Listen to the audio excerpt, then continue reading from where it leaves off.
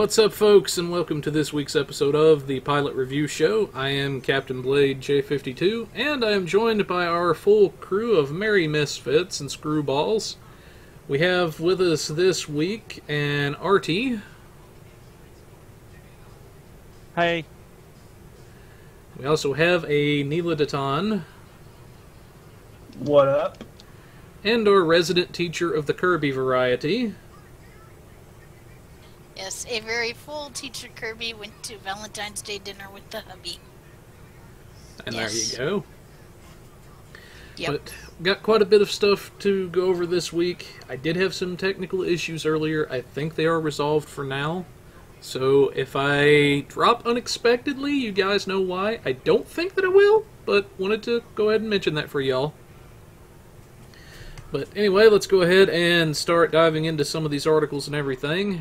Now, one of the big ones, and our very first one, is Armada's coming to the console.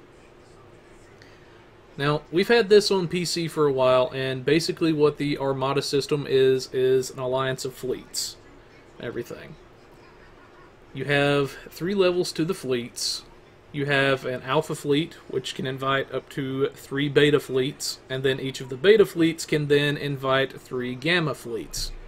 Depending on what position you are in the Armada, will determine what kinds of bonuses you get. One fleet may get more XP and a little less dilithium discount. One may get more dilithium, but a little less XP. Kind of goes over that in some of the blog. Now, it does mention as well that the Alpha fleet doesn't have complete control over the Armada, so only a Beta fleet may kick a Gamma, only an Alpha may kick a Beta. There's quite a bit of stuff as far as that it goes into further detail with in the blog. And in addition to essentially being in an alliance of sorts, you can donate to other fleets through your Armada. So if one fleet has a bunch of fleet marks open, but yours doesn't, you need the credits, you can donate it to one of the other fleets, and it's a good way to kind of help fleets get developed and help each other out without actually having to leave your own fleet. Now, it is important to note there that fleet leaders can block somebody from another fleet from either donating, either your fleet leader of your fleet can block you from donating fleet credits to another fleet, or a particular fleet from your Armada can block other fleet members, or members of other fleets, from donating, say, fleet marks or something else to their fleet. Yes. It can get very, very complicated. I believe I have a teacher's corner on all this. I believe so. If she If I does, remember, I'll yes. be sure to put this in the links for you guys, just as something extra. I want to think she has one too, but I'm not sure. Yeah, I'll check. Yeah. But the big thing that teachers hinting at too is you do have a bit of control over what comes into your fleet and what goes out of your fleet. So if you wanted to reserve, say, duty officers as something only your fleet can put in, then you can do that. If you want to restrict so your fleet can't send fleet marks out, and so that they concentrate more on filling your own fleet up, then you can do that. So you do have some flexibility here. But this will be coming to the consoles on February 14th. So very cool, interesting stuff you're going to be getting along with the Agents of Yesterday. And to kind of, let me pull my game up here. I use my Armada as a bit of an example. You can see kind of how some of the bonuses work. Everything for the Alpha fleet, which is the one that I'm in, we have a 3% experience bonus, a 0.75% dilithium discount. The Betas get a 1.5% discount on both for bonus, whereas the Gammas get more of a discount on dilithium and, of course, experience points. Couldn't words there for a minute. But, like I say, that's kind of how it works. If I wanted to invite somebody into a beta, I would just go here, I would type in the name of the fleet, and then it can either be accepted or rejected by the fleet admirals of that fleet. Now, there will be a probationary period for you guys, so keep that in mind as well. I think it's about 3 days. If I remember rightly. So about 3 days when entering or leaving an Armada. You won't be able to donate to them. They won't be able to donate to you. But once that probationary period is up, then it's business as usual. But anybody have any thoughts on the Armada system? Yeah. Go ahead. One more other thing to note on who controls what fleets and all that. Say a beta fleet leaves and they have 3 gammas underneath them, they will take their 3 gammas with them. If they made another one, basically those 3 would be with them. Yeah. Yes. And that's the same thing if an alpha kicks a particular beta. All the gamma fleets under that beta will go with the beta. Yeah. So something to remember. The big thing with that, I'll touch base on, and then we can open it back up to the panel again. Basically, what they're hinting at is if, say, I hypothetically kicked one of the beta fleets that I have now in my Armada that you guys saw. If they were to go, then they would take the gamma fleets with them. And basically, that beta fleet would then become the alpha fleet of a brand new Armada. So that's the big thing that we should touch base on with that. But anyways, further thoughts, guys? No, not really. I did check my Teacher's Corner listings. I did do something regarding Armadas. I showed how to donate to Fleet and Armada projects, but that was it. Okay. So.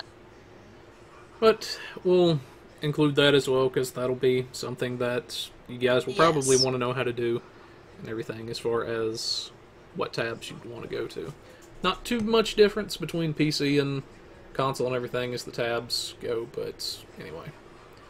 Moving on to our next big thing, we have the Tier 6 MultiMission Explorers.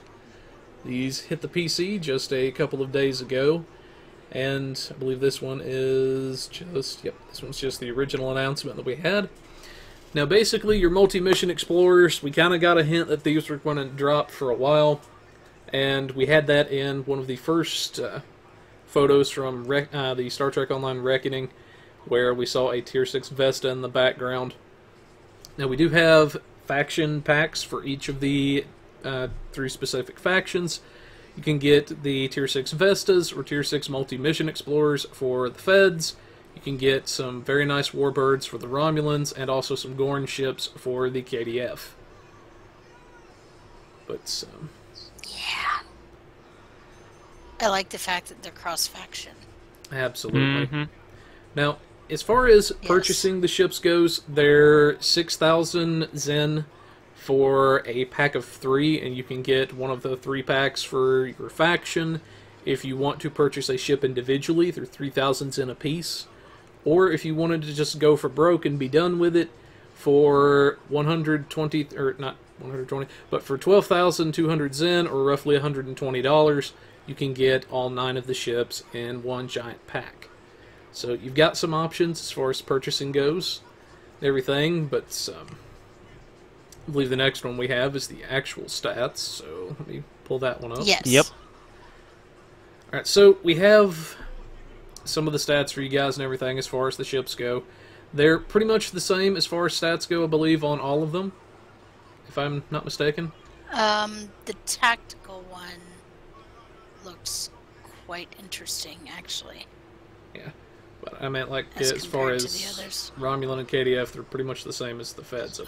Yeah, they look fairly similar. Well, we gonna find out, I guess.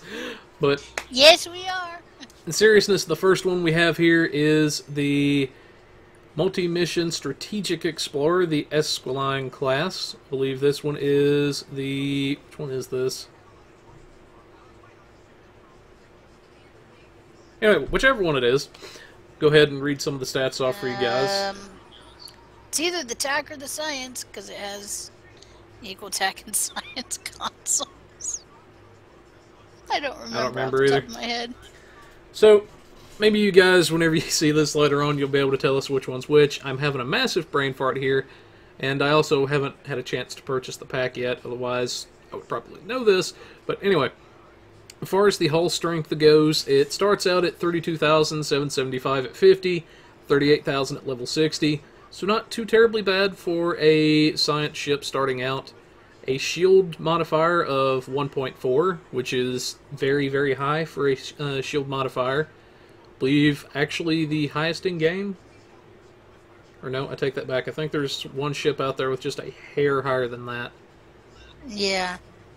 But as far as weapons layout, they're 3-3 with 3 device slots. So 6 total weapons, 3 device slots. Then for this particular one, the Esquilin, we have a Lieutenant Tactical, a Lieutenant Commander Engineering, a Commander Science, an Ensign Universal, a Lieutenant Commander Universal / Temp Ops, as far as our bridge officer seating. So you've got a good bit of flexibility to go with there. For your consoles, you have 4 Tactical, 3 Engineering, and 4 Science, a base turn of 12 degrees. So very good turning rates. Ugh. Can't words today, apparently. Then you do have the sensor analysis as well as the subsystem targeting and a secondary deflector, which comes standard with most science ships. Now you do have one hangar bay on this ship that comes standard with Danube runabouts. So very interesting that we have there. You can see the mastery package is the one for science vessels. Get some exotic damage, shield hit points, a little bit of healing, shield regen / hardness, and then the exotic particle shielding starship trait. Which, does it have the... I think it's got that on down. Scrolling down. But as far as the whole strength go, pretty much standard as far as across the board. Some of the differences we have, the second one we have is the Brigade class, which is... I feel stupid because it says right in the thing which one is which. So, apparently the Esquilin is the engineering, the Brigade is the science. I'd help if I actually paid attention to the blog. But, apparently I'm having a day, folks. It's just been one of those weeks. You're not the only one. But yeah. So for the science version of the ship, the stations are kind of similar. I think a little bit of difference in them, maybe. We have a Lieutenant Tactical, Lieutenant Engineering, a Commander Science, Lieutenant Universal, and a Lieutenant Commander Universal / Temp Ops. So some slight difference there. For consoles, we have 3 Tactical, 3 Engineering, and 5 Science. And then the, pretty much same mastery package. Then for the Tactical version, we have a Lieutenant Commander Tactical, Lieutenant Engineering, Commander Science, Ensign Universal, and Lieutenant Commander Universal / Temp Ops. 4 Tactical consoles, 2 Engineering, 5 Science. So, pretty decent as far as the ships for the Feds go. I believe the Gorn variations are pretty much identical in everything. Yep, I believe they are. So, let me scroll down here and see if I could find... You looking for the ship trait? Yeah, that's kind of what I'm looking for. So for the charged particle reaction for the science ship after achieving level 5 in your science variant, you will unlock the charged particle reaction starship trait. While this trait is slotted, activating charged particle burst will cause a secondary, less potent version of charged particle burst to be emitted from each target hit by this ability, causing a chain reaction. And I can even read you the prior one from the engineering variant, which was exotic particle shielding. While this trait is slotted, activating engineering team, science team, or tactical team will provide a buff to all damage resistance rating. Affected targets will also gain an equal amount of damage resistance rating to all exotic damage abilities. Interesting. Indeed. Potential uses for tanking and whatnot I could see for that. Then the final trait we have is the Heavy Tachyon Mine. Once you hit level 5 and the tactical variant of the MultiMission Explorers, you will unlock the Heavy Tachyon Mine Starship trait. While the trait is slotted, activating Beam Overload, Fire at Will, Cannon Rapid Fire, or any subsystem targeting ability will cause your starship to deploy a heavy tachyon mine behind the ship. A large mine is easier for your enemies to see than smaller ones, but has a larger tracking distance and larger area of effect. Upon impact, it will explode, causing high kinetic damage in a 3-kilometer area, and will leave behind a tachyon particle hazard that will heavily damage shields to any foe that remains within it. Unlike normal mine explosions, the heavy tachyon mine's explosion will not harm the starship that deploys it. Additionally, if the mine is destroyed, it will still explode, causing damage as normal. So, if you're somebody out there that likes experimenting with mines, you could see some use from this. Well, I'm in. With that last line, additionally, if the mine is destroyed by an enemy, it will still explode, causing damage as normal. Huh?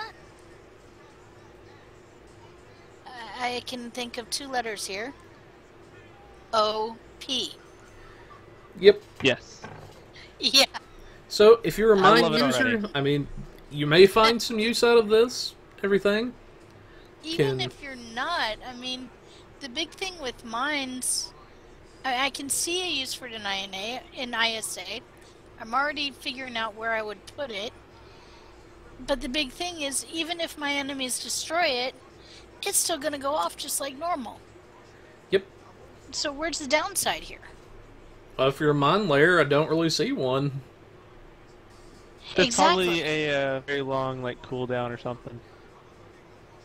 That I could see. But even then, Yeah. versus even traditional then. mines, it's a pretty huge deal that you're still going to get the effect even if they blow it up. That's not something we've ever really had Sure, from I a mean- traditional mine. Well, I can't This wait to is test true. it out. You and me both. Yeah. Alright, for our engineering variants, I'll read y'all some stuff on the consoles, and then we'll move on to our next big thing. The Engineering MultiMission Explorer variant comes with the Omnidirectional Tachyon Wave Siphon Universal Console. When the console's ability is activated, your starship will periodically release a wave of tachyon particles that will heavily damage and weaken nearby enemy shields. The energy is then drawn into your starship's shield emitters in the form of secondary shielding. The amount of secondary shields absorbed scales with the number of foes hit. Console provides a passive bonus to Drain Expertise and Shield Restoration, and can be equipped on any of the multi-missions or the Explorer Warbirds, but only one of each. Each one of the... Alright, may I mention something? Oh, go ahead. Sure. Is it just me, or is it anyone else noticing that there's a lot of secondary shielding kind of consoles coming out recently? That there is. Yeah. I think they're hinting at something. I've got some Maybe. fun stuff planned. I can say that. But maybe they're hinting at something like Artie's saying. I guess we'll find out pretty quick. The science version comes with the isometric dispersal array. When it's activated, your starship will charge up and release a single devastating cylindrical blast of electrical energy toward your target. Enemies that are struck will suffer heavy electrical damage and release a secondary blast that causes additional electrical damage over time and will knock engines offline briefly. Provides a passive bonus to directed energy damage and critical severity. So, potentially interesting console. Kind of... I don't want to say it like this, but I can't think of another way to say it. Kind of reminds me of somewhat of a knockoff of the Breen energy weapon, except it only affects engines. I can see that. Mm-hmm. Then the final console we have is the Radiation Bombardment Matrix, which comes from the Tacticals. When it's activated, your starship's deflector will begin periodically bombarding enemy starships in your frontal arc with deadly radiation. Enemies affected by this radiation will suffer minor radiation damage with each pulse, and have their flight speed, turn rate, and damage resistance reduced as long as they remain in this ability's arc. After a few seconds, the starship will release a devastating barrage of radiation that deals heavy radiation damage that scales with the number of times the target was hit by the initial pulses.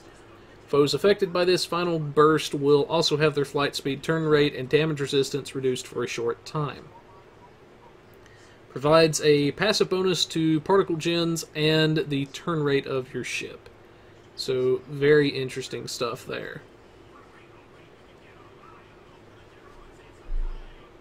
Then we do have a 4 set of the console bonuses, in case anybody's curious.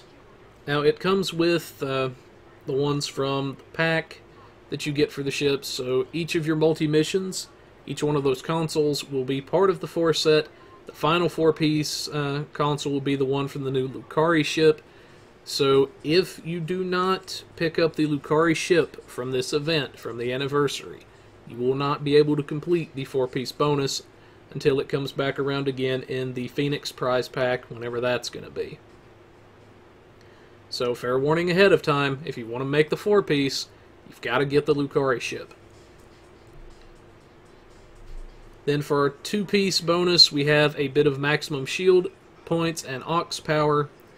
The 3 set is a recharge time reduction for all consoles in the set. And then the 4-piece is an empowerment of all of the consoles in the set. Now, I don't really have the consoles, so I can't show it to you guys, because I don't have the pack yet. I don't really think any of the others do either at the moment. Please correct me if I'm wrong, guys. No. But Nope, don't have enough Zen yet. from what we're seeing, definitely worth the investment from everybody that I've talked to that owns the ships so far. And everything. If you're somebody that liked the original Vestas, that liked the original multi-mission ships, then these are ones you might want to consider investing in. But anyways, that's our multi-mission ships. That's one of the big things that a lot of people had been looking forward to recently. Final thoughts on the ships, anybody? They look good. I would like to get them. Oh yes, I could happily say that when I saw them, when a friend of mine finally got them and was showing it to the rest of the fleet, I was like, I want to get it just for the space Barbie inside of me. I can imagine. Now, the next big thing we have going on is the key sale going on for the consoles. This one will last from the 7th until the 17th, so you've still got a bit of time there. Everything to pick up some keys on the cheap.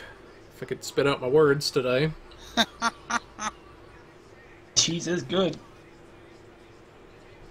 I think we got our new episode title, but anyway. So, if you're somebody looking to open up some lock boxes and everything on the console, now's definitely the time to do it with the key sale going on.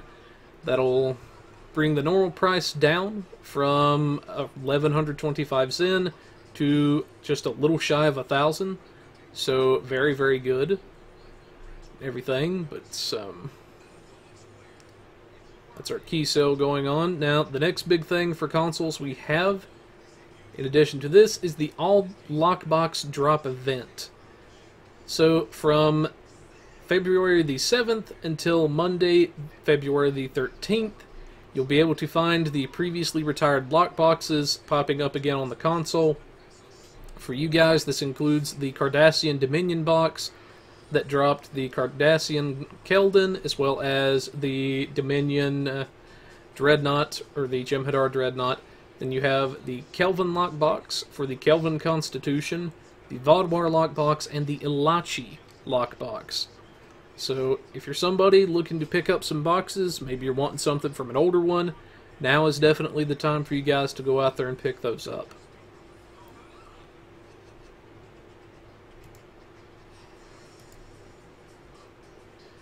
But now the next big thing for you guys on console is the Agents of Yesterday is coming to Xbox One and PlayStation 4.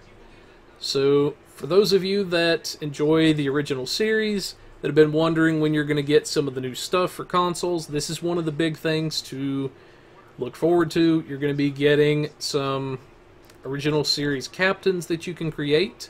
You're going to be getting the K-13 fleet holding, some classical starships and uniforms, as well as the featured episode Echoes of Light. And you will also be getting some of the temporal ships. You can see one of them here. This is the Temporal Raider that we've had time to play with on the PC.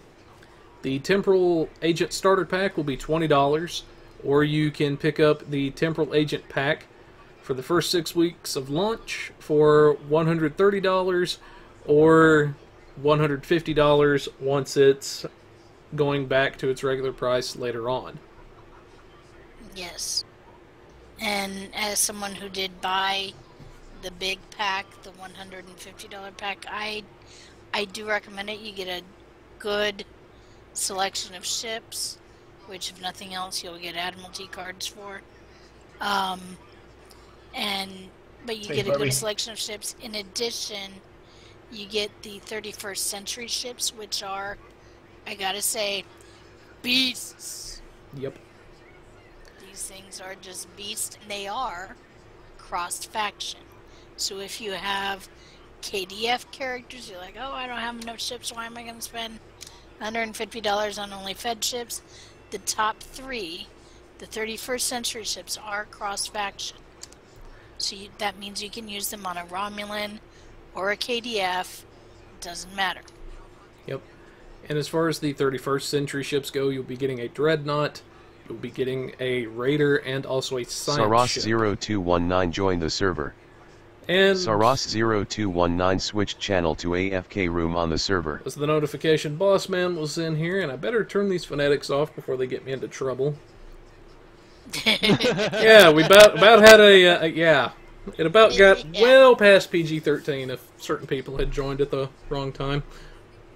Yeah. But I'm actually going to pull up the pack so I can show you guys some of what you get if I get buttons, because I bought the pack myself. Where is it at? It is in one of these somewhere.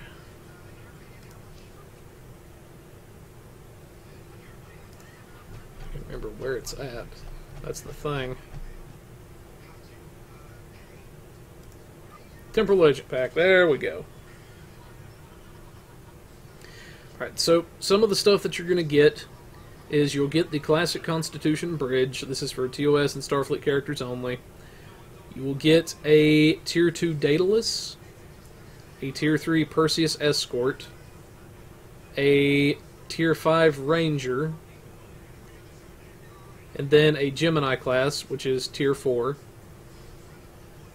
Then you will also get a Paladin class, a Nautilus, a Sagittarius, a Theseus, which are the Tier 6 versions of the leveling ships from before. You'll also get the Eternal, which is a multi-mission science vessel, a 31st century version specifically. You'll get the Kronos class, which is the Dreadnought that we mentioned before. And you'll also get the Temporal Raider, which is the Ouroboros class.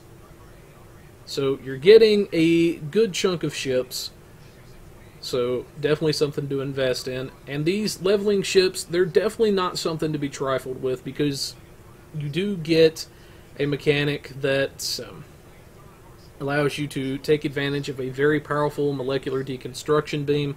And leveling up, I have seen instances where that beam alone has brought a ship down from 100% to 10% or even killed it outright. So definitely nothing to sneeze at.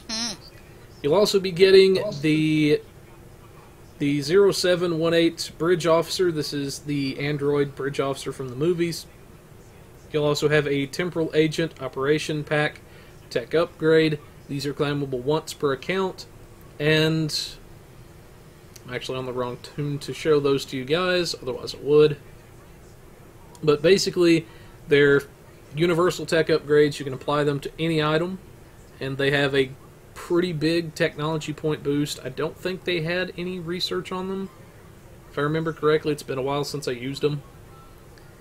Then you'll get 6 of the Temporal Operative Specialization qualifications. These will allow you to train your bridge officers in the temporal specialization, so that's something you'll get to start off with. You'll get a TOS Advanced EV suit, then you'll get a TOS Vulcan Ambassador outfit, a Tellarite uniform, an Andorian uniform, a Torn uniform, Mirror Universe uniform, and a Command tunic. You'll also get the Temporal Agent, Chrononaut, and the Time Traveler titles. So you're definitely getting your money's worth if you buy the large pack. It is very much worth it.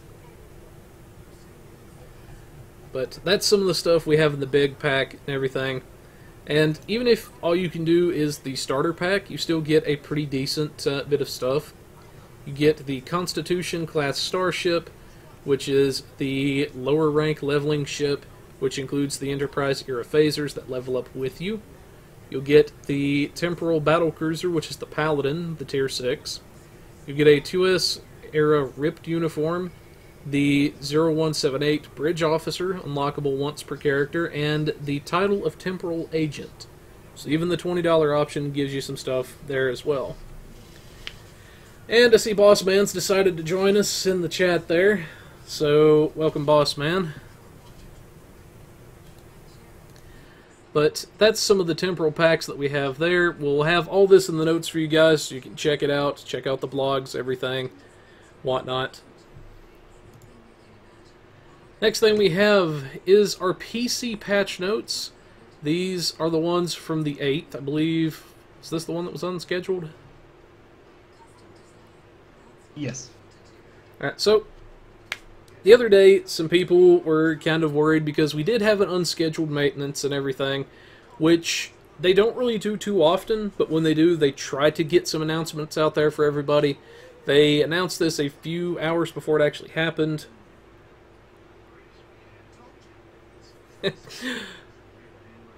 He would use this for test monkeys. But yeah, glad to have you, Boss Man. But you can see some of the notes we have here. They fixed a few things with the Zenkethi Battle Zone again. I know that's been having some issues. Everything. Some consoles people were not able to reclaim have finally made it back to the Dilithium Reclaim store, and Boss Man has joined us in the channel. But Hello, Scott. Hey, boss. But anybody have any thoughts on the unscheduled patch notes? Give me a second here. Hey, there you go. There he is. Okay, good about the patch notes. Personally, I'm happy that they added the Type 2 phaser compression pistol back into the Lobby store. Such a wonderful little pistol. It has the sound effect that you hear from Wrath of Khan and all that. It's just real great. And yes, I do live. I just had to switch over using my Man of War phone set, so. Ah. Yep. I was using my Yeti and such, but that's some nice fun gear that we'll have if we make it out to Las Vegas again. Yep. Well, since we got you here, dude, any comments on the patch notes? You know, I think one of the biggest things that comes down is some of the things that was fixed and patched in them. You know, sometimes when it comes down to it, you don't always get what you want with the game. And sometimes a fix is more important to get done sooner than later. And that was the case with these notes. Absolutely. So, yeah. you know, that's one of the biggest things when it comes down to you got to remember what is being fixed. And I mean, you look at everything that's in there, it's like, yeah, they kind of, some of those things kind of probably should have got done sooner. Yep. So, and it could be part of the new CM who's starting to push things out a little, or try and get them pushed out a little faster too. I don't know exactly what caused a lot of the changes there. So, but yeah, lots of fun there. And I should note that I'm going to be having fun on the game on console too. I just picked up PlayStation 4 to have fun with it there. Congrats. You numpty. You numpty. Hey now. You got the wrong one. I don't care. And there it is. You're fired, Neela. Ooh, shots You're fired. fired. Careful, man. He owns your Shots paycheck. fired. I know, right? Wait, we I get know, I'm not writing enough paychecks. wait, we get paid. Oh, No, we get paid. But, first. Shh, we weren't supposed to tell him, guys. Yeah, definitely. jeez, I know. What do you, I'm taking out your paycheck I now. know, right? Damn. He would. He totally would. Damn right. But definitely Sorry. a good bit of patch notes and everything. And like Scott Bossman was saying, a lot of people were kind of concerned about the patches and everything that came out. They were concerned about the server going down. But like he's saying, it is good that they got it fixed. Seems to have taken care of a good few issues. Everything. It does suck when they have to do that, but I'd rather them get it done. Whoa. Sorry. In a second. Okay, But moving, How's that? yeah, that's good. that's better. Moving on to our next big thing, and this is one thing that I was keeping an eye on along with Neela, the Temporal Agent event rewards. Now this was a very big deal on PC because you had the ability to create a new Temporal Agent while this event was going on. And if you did so, you could earn, through completing certain tasks, various rewards for not just that individual character, but also for your account as well. One in particular that was a big deal was if you completed the reputations and everything, you could unlock for your account a sort of buff to the requisitions, where instead of... Well, Oh, go ahead, teacher. according to this blog just says that new temporal agents will be able to contribute towards goal-wide, or be able to contribute towards a server-wide goal, which will then give a benefit to the whole server. Yep. I would say they're going to do it similar to how they did for PC. Like I say, this is just one. I hope they do. This is just one event thing that they're doing so far. Everything, but the reason, like I say, why it was a big deal for me is if, say, you went to claim a Iconian shield from the Iconian reputation with this thing unlocked, instead of starting out at a Mark 12 very rare, it would start out at a Mark 13 ultra rare. So it was a very big deal for the PC players. I want to believe you guys will get the same stuff because I can't see them, and I hate to say it like this, but I can't think of another way to say it, but I can't see them screwing the console over that way and not giving you guys the same rewards and everything. So, like I say, that's just me personally, and again, no disrespect to Cryptic by any means at all. I can't see them doing that. But Right. So crossing our fingers, because we Yeah. haven't seen the official ad yet. But definitely crossing our fingers that you'll get the same Temporal Agent event that we did on PC. yes, but definitely some good stuff that you can get from that and everything if they give you all the full thing like they did for us on PC.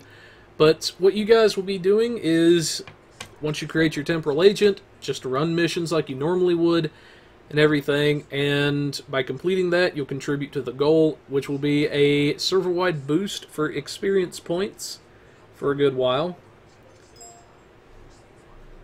So, definitely well worth it. But, I know, Neela, you're one of our console guys and everything. What's some of your thoughts on this?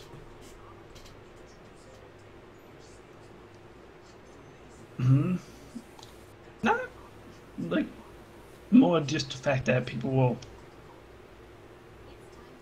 have another reason to make another character, and they will have a lot more fun with it. Because it will intertwine their character a lot more into the story than what the original characters do. Okay. Can see that. But But I'm just a story buff, so understandable. But definitely some interesting stuff for you guys to look forward to, everything. I highly advise making that temporal agent character if you can. There's quite a few rewards to it, and don't really have enough time to go over all of them. I mean, I wish I could, but, you know. Moving along to our next big thing, we have a Dilithium weekend for our console players out there. This started on February the 9th, this Thursday, and will be going to this Monday, February the 13th. So you've got a little bit of time to go yet still. And while you go to the Vlugta asteroid field, if you're using a rich dilithium claim or just the regular missions, you'll get a 100% bonus from there. For the dilithium, it rewards you a 100% bonus on dilithium ore from the Fleet Dilithium Mine daily missions, and a 50% bonus elsewhere. Now, your event reputation projects do not benefit from this, so they are excluded, sadly. But everywhere else in the game, you can get a good chunk of dilithium. So, if you're looking to farm out some dilithium, maybe you want to convert it to Zen to buy something, maybe you want to get some upgrades going, get a ship, whatever it is, now's definitely the time to go out there and mine that dilithium.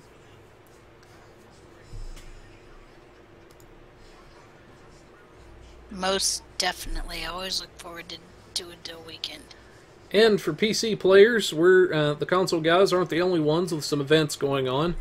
In addition to the anniversary event we've had on PC, we now have an upgrade weekend which is going on from February the 9th, this past Thursday, until Monday, February the 13th. So while this is going on, we'll have double the tech points awarded from upgrades versus the normal amount. So if you're looking to upgrade that Iconian shield, maybe you're looking to upgrade that Soul Defense Deflector, or get out there and try out this new Lucari set, now is definitely a good time to try to upgrade some of your gear. Bust out those Phoenix upgrades you got during the Phoenix box event. Absolutely. Or if you've upgraded, if you've matched together any of the traces and whatnot you've been scanning, you may have some Omega upgrades by now. Try using them. Absolutely. And we do want to point out as well, for people that are curious, the Omega Tech upgrades do benefit from the upgrade weekends. So get out there, get to working on some of that gear, and hopefully y'all get some nice stuff out of it as well. Yes. Now, the next big thing we have is some new queues that are coming to console. Some of these we've had for a while on the PC. Y'all are finally getting your Crystalline Catastrophe Advanced, where you will fight a crystalline entity, similar to the one encountered by the Enterprise D. These will give you... go ahead. Some of these we have already. Some are new ones. I don't know why they put it all in one blog, but like Crystalline, we've had. Okay. Okay. I want to say we had Assault on Terranor, but not 100% on that one. But all the other ones are new. Okay. So, but anyway, the ones it mentions in the blog, I'll just go through them anyway. Everything. Just because, why not? But we have the Crystalline Catastrophe. You'll also be getting the Counterpoint mission, where you defend Deep Space Nine from a Mirror Universe assault. There's the Assault on Terranor, which is essentially the ground version of Counterpoint. Then you had the Days of Doom, where you journey back to the 23rd century to protect a Starfleet base from a Doomsday machine. Then you also have the Minor Instabilities mission, where you go back to the 23rd century again to protect against a Romulan attack. And finally, the Battle of Procyon 5. You may remember this one from Star Trek Enterprise during the Temporal Cold War episodes, where Daniels took Archer into the future to show him some of the final outcomes of the Temporal Cold War. So, yay, you get to be one of the background ships in the mission. So, definitely some fun stuff for you guys to look forward to. But, any quick thoughts on some of these queues before we move on, guys? No. Procyon 5 kind of feels like Groundhog's Day. Fair warning for anybody out there. Just minor There it things is. change. Yep. Can see that. Well, these minor things change in Groundhog's Day too. Yeah. Yeah, that's, that's something too, I guess. Now, the next big thing we have going on for Yep. the PC is a 20% ship sale going on at the moment. This started on the 9th and will run until the 13th, which is this Monday. All ships in the C-Store are 20% off, and does include bundles which are comprised only of ships, does not include bundles that have items other than ships in them, and does not, sadly, apply to the new multi-mission ships. So the new Aww. multi-missions, sadly, are full price, but everything else is 20% off. Now, the one big thing as well that I do want to touch base on, that the blog mentions, each starship you buy that is Tier 5, you will be granted a free upgrade token for it as well, for the first time you buy the ship. So, if you go out there... That's okay, nice. And let's say you wanted to buy the old Tier 5 Vestas, just because why not? So you can say you've got them. Well, if you bought the 3-pack, then you'll get the 3 upgrade techs, so that's definitely something you'll have there, to where you can take all 3 ships up to Tier 5U in one go. In addition to this, the dry dock slots are also 20% off as well. So if you've got a ship, you don't really want to get rid of it, but you don't really want it taking up an active ship slot, you can put it in the dry dock and store it for later.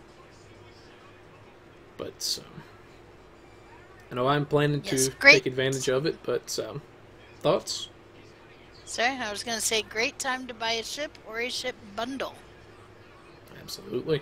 Oh yeah. These come around every once in a while. I am sad that they didn't include the new ship bundle. They've never done that new bundles. True.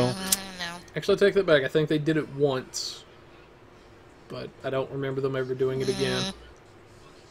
Yeah. I say it's a good thing because they also have the bonus Zen. I think it's still going on, Yep. right? And so Yes. so it'll work out. Yeah. Which I believe... Okay, no, that was not our next thing.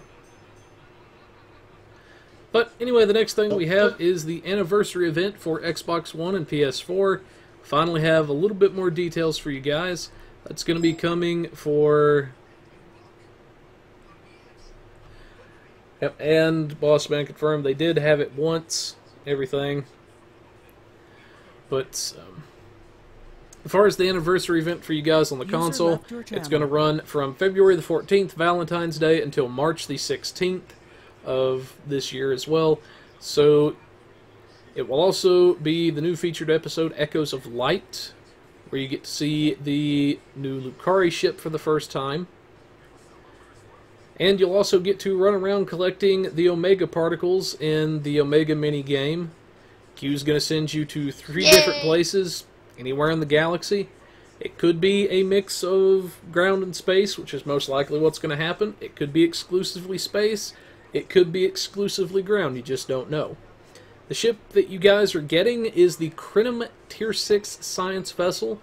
This is the one that we actually had, I believe, last year. And comes with a pretty good console that you guys will like. So, Yes. if you're a science player, definitely go get this ship. And even if you're not a science player, go get the ship because it's free. But Yes, that ship comes with... And I actually need to look it up because I know I have it on my ship. Timeline stabilizer. That comes with the timeline stabilizer, which actually gives you a 15% cooldown reduction on science bridge officer abilities and some firing haste. So, where is I it? have one in my inventory. Yes, I do. 15 to 30% firing cycle haste for all weapons, and 2 to 4% bridge officer and captain ability recharge time reduction every second. And that's when you activate it. And that is for 15 seconds. So yeah, it's nice little console. Firing cycle haste is very, very nice. And Yeah, I can't say enough about that. And it's a free console. Also, the ship trait is quite nice if you use Feedback Pulse, which is a nice little thing, especially if you're drawing threat.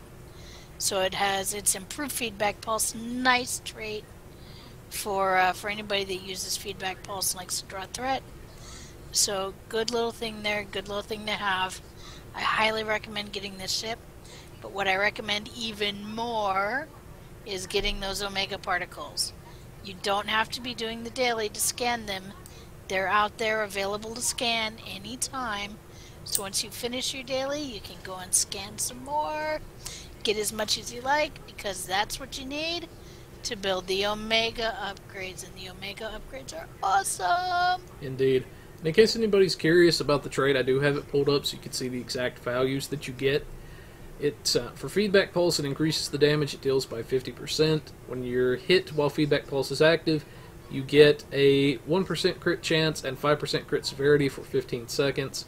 And it can happen once every second, stacking up to 10 times. So, very, very potent ability. Very potent trait. And definitely nothing to sneeze at all. And the ship itself is pretty good as well.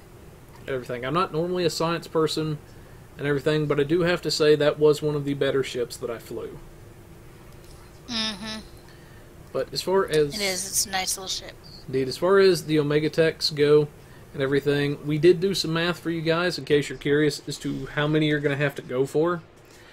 We figured it's 27 of each of the colored particles that you'll have to combine in order to make one crafting token. Now that may seem like a lot, but if you get a high enough score, you're going to get at least 3 of the colored particles each time that you scan. And if you get a high enough score as well, you also have a chance to get a Omega Sliver, which is the combined form of the colors. And you can also get it's a lesser chance, but you could get an Omega Shard or an Omega Fragment if you get a high enough score. So, it's not like they're just... So, oh, go ahead, teacher. well, I was going to break down how we figure it takes 27 of the traces. The traces are the little colored one. It takes 1 of each of the colored one to make a sliver. It takes 3 slivers to make a shard, 3 shards to make a fragment, 3 fragments to make an Omega. And if your head is spinning now, there you go. But yeah. So... Yeah, and also, go ahead. if you don't want to use Omega upgrades, which you probably will, but if you want to get EC, you can always make the fragments, keep them as fragments, wait till it's done, wait until about middle of the year, like June, July, and probably sell them and make some buku amounts of money. Indeed. And it should be noted that the tech upgrades are bound to account, so if you have an account bank, you will be able to move them from tune to tune. So Yes. they're very good to have, very handy little things. And I just realized we forgot to mention why they're so great. Indeed. Now, for a standard Omega Tech, Go ahead. you'll have, I believe it is 4 times the regular technology points, and then 2 times the research bonus of a experimental 4 tech. times the research bonus. 4 times. Okay, so 4 times the research bonus. 4 times of both. So essentially, it is 4 of the experimental tech upgrades in one go. So, it is universal, does not require dilithium in order to use. Now, if you're applying this to a Mark II weapon, let's say you've got a beam array you want to level up. If you combine 1 Omega tech upgrade with a major research boost, you're looking at a 40% chance to flip to ultra rare every time you press the button.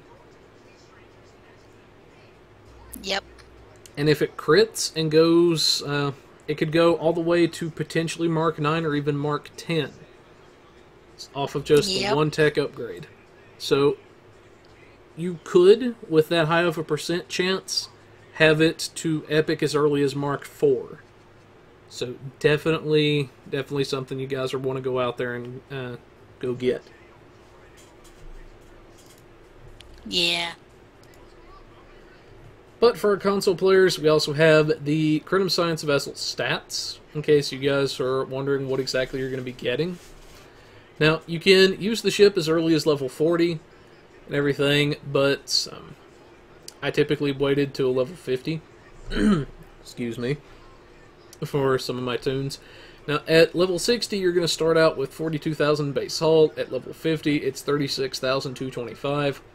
You have a shield modifier of 1.475. So that's the ship I was thinking about that had the higher thing earlier.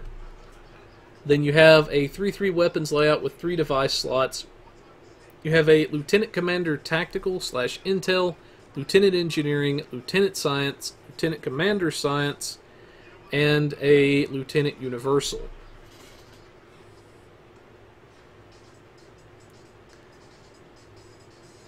Then Boss Man saying exactly how good of luck he's had with it.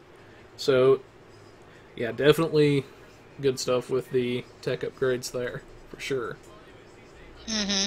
And then for the console modifications, you have 3 tactical, 3 engineering, and 5 science, base turn rate of 10, and it does come with the timeline stabilizer we showed you guys before. It does come with the science vessel mastery package, pretty much standard for science ships.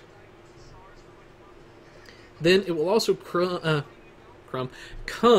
with the Crinum Chronoton torpedo launcher, in addition to the console from before, and this will go very nicely with the resonating disruptor stuff, so very nice to have. But Yeah. I mean, this is a very nice little ship. You can make it tactical heavy if you're into DPS.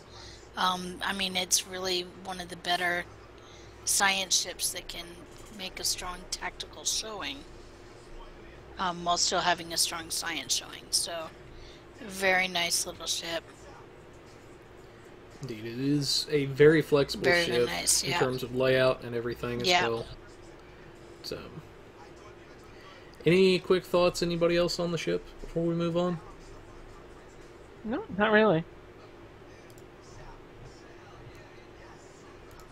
But moving along, we have our blog for the PC where we talk about designing the multi-mission science ships. Everything, you can kind of see some of the different things they're talking about. And they combined various elements of the Vesta and updated it as well. Some stuff on the Gorn as well as the science ships. Now, one thing that I do like, and this actually pleases my inner space Barbie, is with the Romulan ships, people are saying you can actually see the singularity of the ship itself. So if you've ever wondered, you know, what does it look like, or if you just thought it was a cool touch that they used the quantum singularities as their power source, you can actually see one as you're flying the new ships. But, thoughts on the new multi-missions, guys? That is kind of cool. That is kind of cool that you can see the singularity of the Romulans. Yeah. I find it great because a lot of the ships, like for instance, the Gorn vessels, you can see definitely it's Gorn, but it looks like it's like a newer spin on it. And I really like that it's, you know, trying to modernize to the rest of the new ships out there. Yeah, definitely. Is it not Gorny enough for the Gorn Club? And there it Yeah. is. Now, why would he There Gorn it and do a is. thing like that for? He's gorn and done it. This isn't just a Gornicopia of laughs. But anyway, Ah, the next big thing we have for PCs, the Zen Charge bonus that's taking place currently. This will last until Wednesday, the 15th. Everything, if you're somebody that is looking to buy Zen, if you use a credit card such as MasterCard, American Express, Visa, Discover, if you use PayPal, Skrill, Boa Compra, and Steam, and other places like this, you will get a bonus amount of Zen on top of what you might normally get. So if you're buying 1,000 Zen, you'll get a 15% bonus. If you're buying 2,000 or 5,000 Zen, you will get a 20% bonus. And if you're buying 10,000 or 20,000 Zen, you'll get a 25% bonus. Now, it is important to note that if you're buying 5,000 or above, that is in addition to the bonuses that you already get. So if you purchase 5,000 Zen, while this isn't going on, you'll get a bonus 300 Zen. While this is going on, that will take you to about 6,050, so it does give you both bonuses. So although you're paying for $50 worth of Zen, you're actually getting just a little over 60. So if you're looking to buy those new Vestas, everything, or maybe take advantage of the ship sale that's going on, now is definitely the time to invest in Zen. Yeah, for example, one of my guys bought 5,000 Zen just a couple days ago, taking advantage of the charge bonus, and came away with 6,300 because the normal bonus plus the charge bonus from this. So it can be quite substantial, believe it or not. It's definitely very profitable. Yes. But the next big thing we have is week 3 of the Signs and Portents rewards. This brought in the shield generator that we can actually use finally. Everything. Yes. Now, as you're running this, if it's your first time through each week, you'll also get a pack that you can open. Apparently Bossman got a kick out of our Gorn jokes. But if you're completing the mission for the first time each week, you'll actually get a weekly reward box. Now in this box you can get an enhanced universal tech upgrade or 1 captain specialization point to whoever opens it on your account. Everything. Now they are bound to account, so you can trade them to any of your characters. For the spec point, they just have to be at level 50 or above in order to use it. So definitely something very nice there that can speed up time filling out the specializations. But kind of curious, guys, if any of y'all have used the set, and what's some of y'all's thoughts on it so far? I haven't used it yet, but it does look interesting. I'm actually using the set on the Lucari ship, and so far it seems to be holding together. I'm still, pulling here and there on how the weapon types and all that I'm going to be using, but so far it seems to be holding together very well with the whole set. Very glad to hear that indeed. What about you, Neela? Have you had any experience with the new set yet? I will wait till we get to the budget build portion, because that's where I talk about that a little bit more.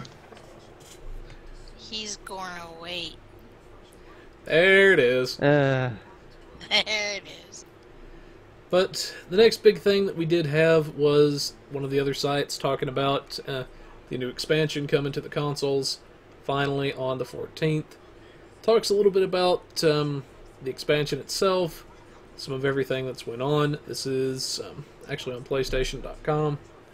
Everything kind of gives a little bit of an overview of the expansion itself, some of the new stuff, everything. But we'll definitely have this for you guys as well in the notes, so you can check that out. Kind of done the thing to death at this point, so not really too much needs to be said on this, I don't think. But definitely glad that the game's starting to get some attention and everything from PlayStation and all that good stuff. But the next big thing that you guys will have coming is the Badlands Battle Zone. Now this is one that we've had for a while on the PC, but if you're looking for Terran Empire marks, then this is a good way to get it if you're not somebody that wants to really do the PvE missions, or if there's not really anybody on to run it with. You can consider coming out here and capturing the zones, and eventually taking on Admiral Lita's flagship and trying your hand at getting some marks and elite marks that way. Mm-hmm. But for the time investment, this is probably the best way to get the elite marks. if you need them, you're going to find that your time investment is going to be less than it would be running the missions to get the elite marks. So, Oh yeah. Absolutely. yeah. Now, there are a variety of different objectives, different things you can do in the battle zone, such as, and one, you might be trying to knock out a satellite by disabling its shields. Another one, you might be trying to shut down a portal generator. So you've got a little bit of variety of things to work with and whatnot. And there's usually something going on in these battle zones at all times. Usually somebody's there at pretty much any time that you go out there. At least that's been my personal experience on PC. But if you're somebody that enjoys just running around shooting things, then this is definitely a place you're going to want to come to and consider doing stuff with. But, no, anybody have thoughts on it? Because I know I'm not the only one that's been to this place.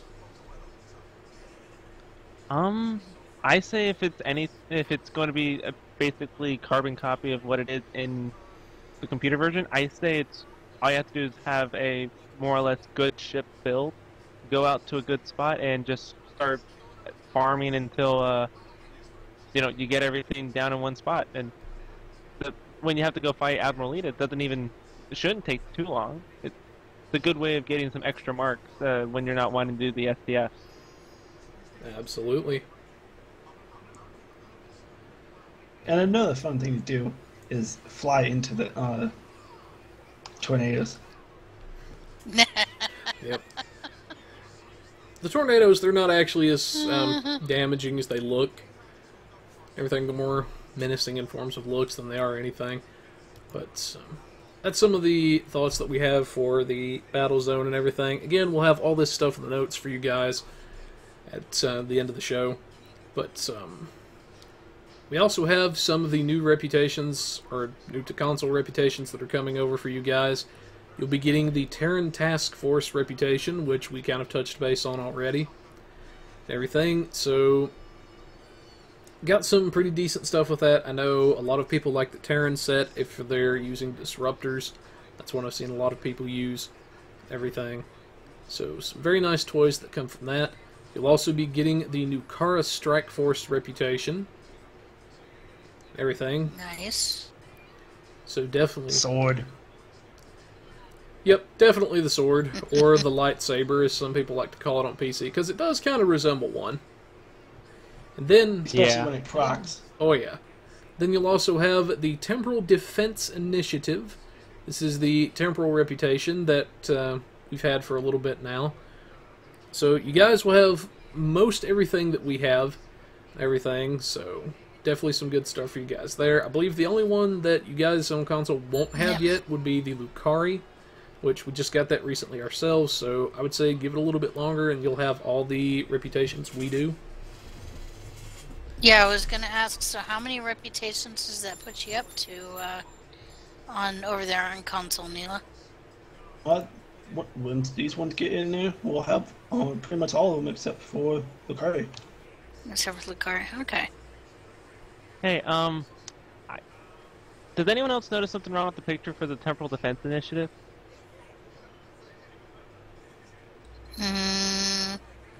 The helmet is the Terran Task Force. Is it? Oh, Yeah. See, only you would notice that. Sorry. He would. Nah. He I was would. gonna say the guns look like popsicles. I thought it looked like a Demadar in there. I don't know. And this is what I put up with, people. But definitely, in seriousness, a good bit of stuff for you guys and whatnot. Got some very nice fun toys to play with the new things coming in and whatnot. But like I say, we'll have all this in the notes for you guys. I know we've had quite a bit of stuff this time around and everything. There's been a lot going on this past week, especially with STO and whatnot. But we'll finally have some more good stuff coming for our console guys out there and everything. But like I said, we'll have this in the notes and everything. But moving on to our budget builds corner. This week we actually have one from our resident Neela Datan. And since It was the ship that everybody's been working on. A lot of people are coming into. He actually has a budget build for our Lucari ship. Take it away, Sir Neela. Okay. Dust off the traits. I went accurate, astrophysicist, conservation of energy, elusive, photonic capacitor, living hull, operative, techie, and particle manipulator. Yep, that's what you had. And yep, and then starship traits. Only one I put is the Lucari trait, because I figured people will get that maxed out. Just flying. And it should be noted as well that he did this on a science character, so if you do not have the photonic capacitor because you're an engineer or a tactical person, then you'll just swap that trait out for your career-specific trait.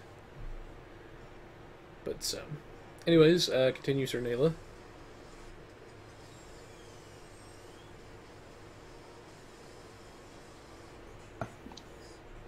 There we go. The consoles and stuff I got the temporal shielded data core from temporal reckoning. Whoa. Trillium D console from Ragnarok. Echo Light Notkin Disruptor Beam Array. From Surface Tension, I got the Living Hull trait. I also got the Counter Command Multi-Conduit Energy Relay Mark 12. You can only equip one of those. A House on Fire, got Neutronium Mark 11.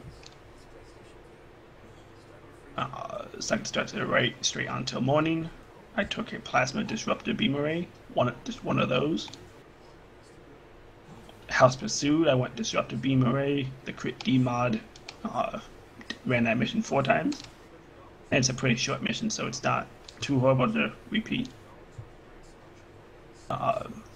Took the 4-piece set of Science and Protons. My duty officers, I went Con Officer and Deflector Officers. I forget the exact name of it. Fail at this thing today. Basically, I got those from the common, uncommon from when I leveled up the character way long, like years ago. So for me, they were free, but roughly, if you didn't get those from the free tough packs when you were leveling the character, might be 50k at the most, maybe cheaper for white or green ones. Basically those for tac team to reduce the cooldown on that, and deflector officer to reduce cooldown on like Tiger Drift, Energy Siphon, or Gravwell. It should be noted really quickly, folks, that this was done as a bare bones budget. For the bare bones budget, we do assume a maximum EC spending limit of around $2 million.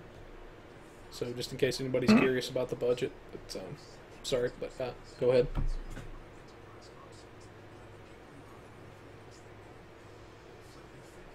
Altogether, I spent 892,000 energy credits on that. I was actually surprised it wasn't at least $1 million. Skills. I went with 1 point in engineering and lieutenant. 1 point in science. I bring up the game so I can actually tell you what it is.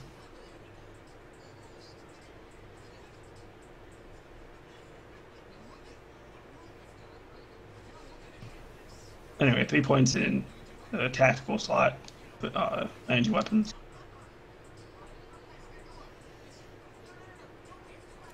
Oh, okay. Computer's being a little derpy. Not derpy.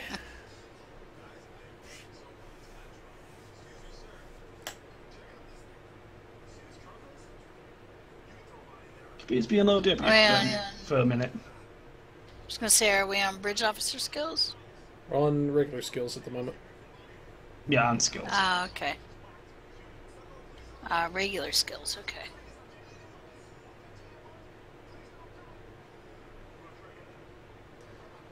But, Oh, oh, go ahead. okay, give me a couple minutes. Give me, not a couple minutes, just give me a couple seconds. My computer decided to lock up on me. Don't you just love when they do that? Okay, there we go. Lieutenant Commander, I went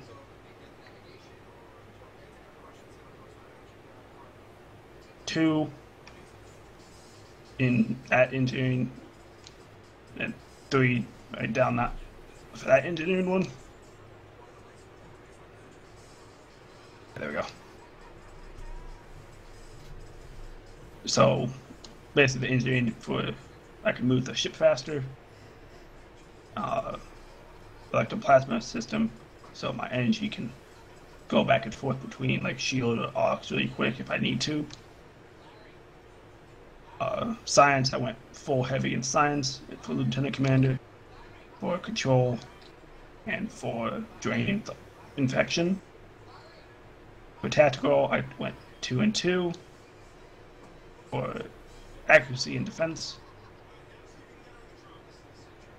Commander, I went just 1 point in the shield hardness, with 2 and 2 in the tactical for more weapon and more weapon damage for both. Engineering for captain, I went for engineering for the aux and weapon power. And then science, I went 5. More exotic damage from grav well or energy siphon or Tiger's Rift. Improved my long range targeting sensors, so the distance penalty was reduced. I went hull penetration, 2 points in that, and shield weakening, 2 points in that for the tactical. General, I went +2 to all subsystem power. Then I went 2 points in the science for more boost to all science abilities. Then 3 in the left tactical for the 20% accuracy in base damage for hangar pets, since normally I'm in a carrier. And the 5% accuracy in base damage for all other teammates and summoned allies. And just a 1 point for the +50 tactical readiness. Now, bridge officers. I know I kind of gave teacher an aneurysm when she saw this. So, quick question, before we forget it.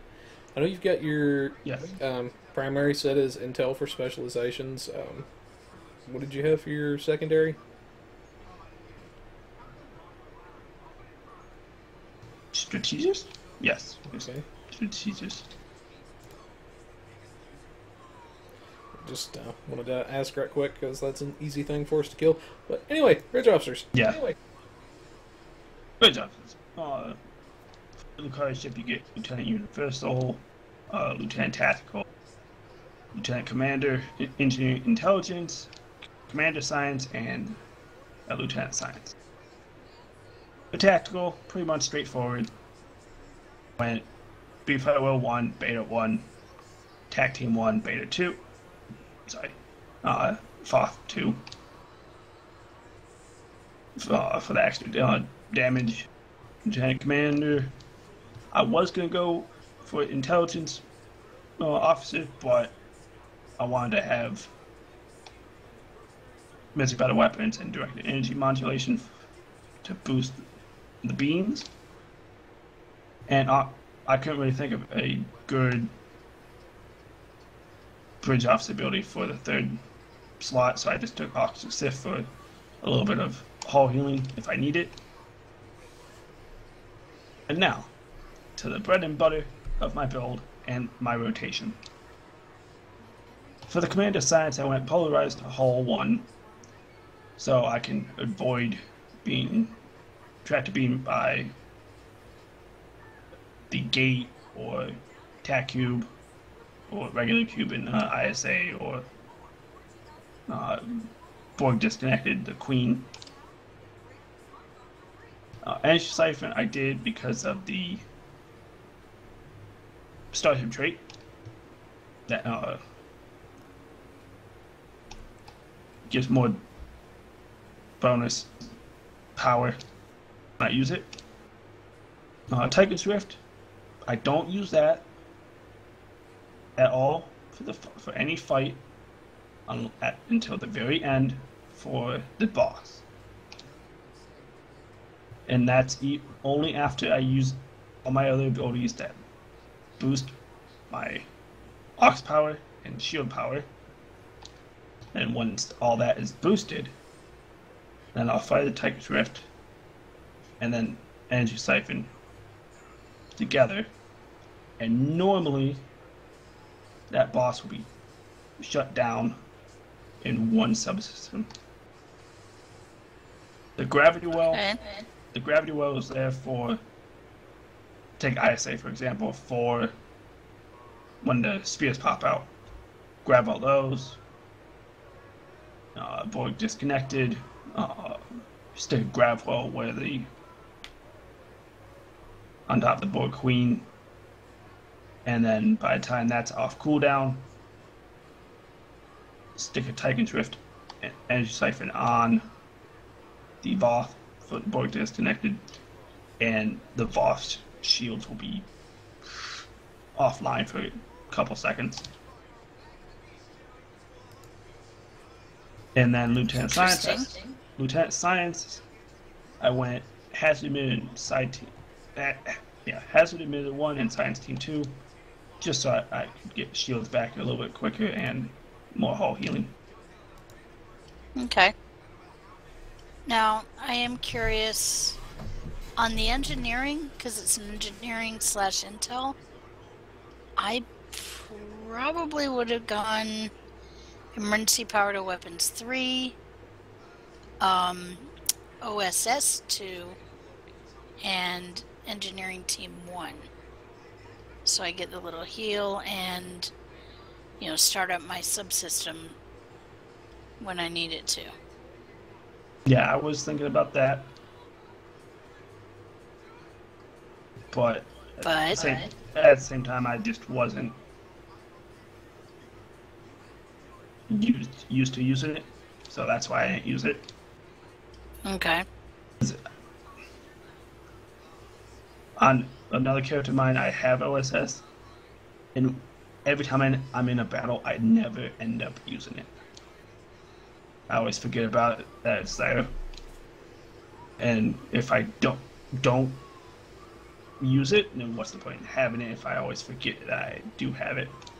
Whereas mid battle weapons and direct energy, I know I have it and I'll use it. I normally never forget those. So pretty much a stick with what you knew kind of thing is what I'm gathering out of that. Mm-hmm. Which, understandable and definitely reasonable.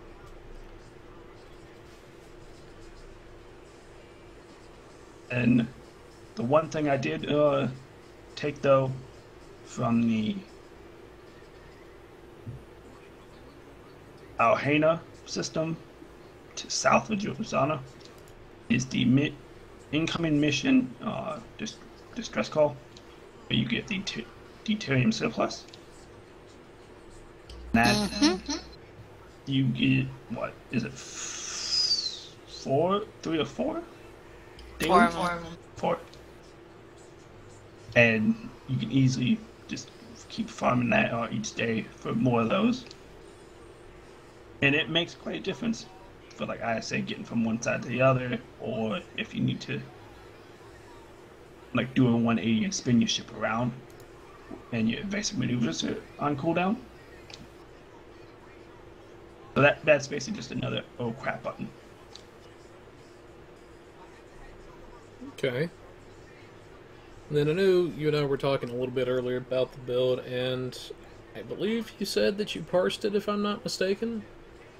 I did. What did you end up getting? I ended up getting 20K, give or take like 100. Respectable for a budget build. Definitely nothing to sneeze at. And most of my damage was coming from my science abilities, because with the science character, I'm able to buff myself up so much where like my gravity well will almost do the same amount of damage as I can do with my beams. That's just how User joined your channel. I like to play, and that is being able to control and drain people.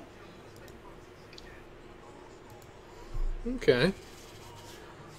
So, seems like a pretty good build overall, everything. Definitely something we'll have in the notes for you guys. You can check out everything, and seems to do pretty good for us. Mm-hmm. And then, okay. One other thing though, for the weapons, you can go, if you want to go strictly all drain, go with like a Polaron. But I went with Disruptive for the Disruptive buff for the teammates, and I found that this Disruptive buff kinda works almost in tandem with Gravity Well. Not a lot, like nothing major, just enough where it's a little noticeable. Okay. Well, you also spec'd into the oh, good gracious, my brain just fried. Control Into amp, the- drain infection. Yeah, control amplification. So that gives a damage debuff or a damage resistance debuff to anything that's being held by a control effect. So that's most likely the crux of what you're seeing there, is that control amplification effect. That's reducing the damage resistance. Mm-hmm. Okay. So, definitely some good stuff all around on our budget build. We'll have this in the notes for you guys, so you can check it out if you'd like. Everything, but moving on to our bugs corner, we've got 3 interesting ones that I found this week. Now, there is a few people saying that the researcher rescue mission is broken, that they're not being able to complete it because the fire suppression device no longer shows up in their inventory, and you can't put out the fires.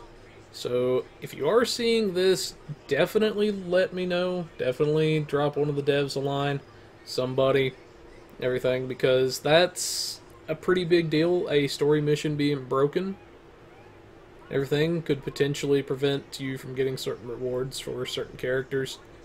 But the next one we have is someone saying they can't repeat the Of Signs and Portents mission. This is our current featured episode.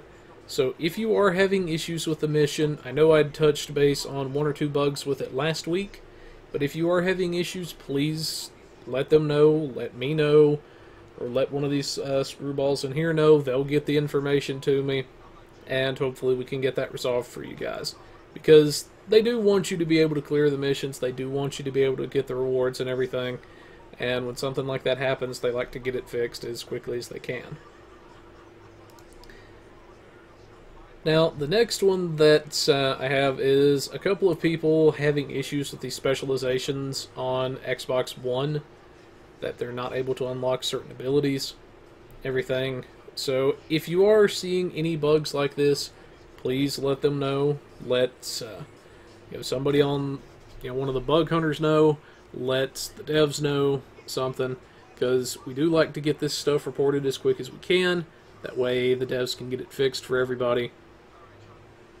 But Not really too awful much, again, that I can really go over this week. Everything, I know that's may seem like kind of a cop-out to everybody and everything. I can't always talk about the bugs that I find, but I do like to present a few of them to y'all anyways. Just so we can say, you know, hey, here's something we found, we're working on it, that type of thing. But anyway, that's what we have for the Bugs Corner this week. The next big thing we have is Teacher's Corner. And for this week, we have the buttons, all the buttons. I'm kind of curious on this one. And take it away, Teacher Kirby. Yes, that was me getting a little cute. Yep, I did make you say it. Buttons, all the buttons. So, one of the guys on my TeamSpeak was over the moon when he figured out that the one of the buttons on the mini map not only called up a journal, but also a calendar. So I went, okay, let's go over all the little buttons on the mini map so that everybody knows what they do. So you can find your calendar and find all the Foundry missions and all of that. So buttons, all the buttons. We're talking about the buttons around your mini-map and what they do and how to use them. So there you go. Okay, it seems like a definitely very useful thing, especially if you're trying to queue for missions, all that good stuff as well. Yes. But, we'll have this in the links for the description for you guys, so you can check that out from TeacherKirby and everything. But coming up on our last segment of the evening, we have with Artie in the RP Corner, dramatic humor. When jokes and catchphrases and puns are used for RP. Take it away, Sir Artie. I think this will be punny. Sadly, I didn't write any pre-game jokes. Damn. Basically, the idea of what we're going with this section is, in most RPs, you sometimes see it get very dramatic, very deep, and you're like, wow, if this was a real thing, this person would probably have some nightmares about, you know, maybe the Battle of Seoul and stuff like that. And then sometimes when it gets to that dark, deep moment, you have that one person that just turns around and goes, huh, wouldn't it be fun if we just did this? And rocket launches a guy. Well, being so dramatic like that, it just... Sometimes, this is the whole... It's a little bit of a story time with this. There are points where humor is really great for improving RP. Basically, you know, when you're at the bar, maybe you can take a few jokes. Yeah, that's normal thing. But what really sticks is, like, say you're out on a mission, you're fighting Borg or something, and you see a giant one just come out of nowhere, and you're just like, I'm out of ammo or something, I have a grenade, what am I going to do? I'm going to yell some sort of catchphrase, run at it, lob a grenade down its throat, and run back. Hey, it sticks. Suddenly you start wanting to use that catchphrase for every epic thing you decide to use. And then it just keeps on going like that. That's great RP, and it's like might as well be a magnet to who your character is. So if anyone really goes, oh, who's your character? Just says the catchphrase, and then suddenly that character's there, basically. It's a really good thing for stuff like this, because you sometimes see characters go, well, what could I do to lighten the mood in this dark time of this mission? Well, sometimes my character, for instance, takes things very lightly. Oh, you're a bad guy that wants to destroy the universe. Yeah, we haven't heard that one before. It's just, there are so many ways anyone's character, even if you're a top brass Vulcan that, you know, just, I can't tell jokes because I'm Vulcan, and then, you know, I'm an admiral, so I shouldn't tell jokes to my younger officers, but I really want to. Those moments could happen, and they'll be funnier than anything. So, Take it as you wish. That's it. Now, I have to ask, has anybody gone Leroy Jenkins yet? Yes, multiple times. It doesn't surprise me, it really doesn't. What makes it worse is when you're having a bunch of captains on the ground on a ground mission, like they're actual ships, ship COs, going to do some sort of mission. Maybe they have NPC somewhere in the back, and then they see a bad guy over there. They all do the same line, and they all chase the same bad guy. And the one person that's the lower rank is sitting behind, going, "Should I run after him with you guys, or should I stay here, Captain? Captain, come back!" And it's just 4 captains just running off into the wilderness by themselves. Same Leroy Jenkins, it happens. I get the feeling it happens a lot more than you're letting on, but... Have any of them said Leroy Jenkins and then failed epically? Yes. Multiple times. Since we all know the emote system has the random number generator for a dice roller, there's been times where sometimes you go, you mess up your catchphrase and then roll a 100 and you're like, damn, I could have used my catchphrase. Arr! And then there are times you're like putting very dramatic emotes to it, making it look like that, the sweat's on your brow, you're lining up your shot, you're getting really close, and you're about to fire your sniper rifle right between the guy's eye. What happened? The guy behind you kind of pushes you forward and you fall off a cliff. And at that moment, you go, Leroy! Exactly. I don't know what to say to that, I really don't. Yeah. Chris is left speechless. The whole other side, the other point to that is that if the random number generator was actually on the player's side, the catchphrases would work much better in every situation. Yep. I can see that. I can definitely see that. And also, we have a bug. Oh no. Really, Twitch. really, on air. You're Not really... a bug! Not a Yes. bug! Twitch. Oh, Twitch no. has a bug? Okay. I'm just Yep. curious. Okay, Twitch. It's Twitch. Give Chris an aneurysm night. Apparently. Apparently. What is their bug? Yeah, it says outfits are still broken on Xbox One. So, if you've got some info about how, what exactly it's doing, then, like I say, let us know. We'll see if we can't test it and get a report written up for the devs. But yeah. But anyways, folks, that's our show for tonight and everything. Hope you've enjoyed it. Hope you've enjoyed our brand of comedic, Gorn-related comedy.